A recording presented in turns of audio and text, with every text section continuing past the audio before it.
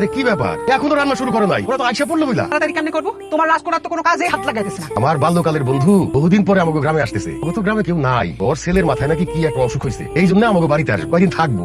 তোর মার সাথে হাত দে, তাইলে তো কুলাইতে পারবো না। ওরা তো আইসা পড়লো বুঝলা। তাই বলে এই গ্রামে আর কোনো বাড়ি খুঁজে পাইলো না? আমগো বাড়িতে এটা হলো। এসব রান্না বান্না আমি করতে পারবো না, আপদ বিদায় করো।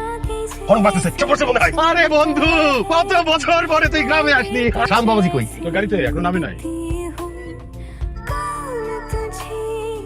বাবাজি আসো আসো আসো, তো বড় হয়ে গেছে। এসো। কেমন আছেন ভাবি? জি ভাইজান, দাদা ভালো? আরে এরকম রোদে দাঁড় করে রাখবো নাকি? বাবা তোরে গিয়ে হাত মুখ ধুয়ে দিবা, তারপরে খাওয়া দাওয়া করবো। আর ওরা কি আছে, এত গরমের মধ্যে আসছে, এতক্ষণ না খেয়ে থাকবো? শরবত নেন। No thanks. আব্বা আপনি নেন। মানে আমার আব্বা সত্যি কাছের বন্ধু, কিন্তু তাইলে আপনি আব্বা ডাক্তার করেন না। অবশ্যই। আরে আরে, কি করো? হ্যালো বন্ধু। আরে কি চাচারে দে, আচ্ছা ঠিক আছে ঠিক আছে। বাড়ি দে।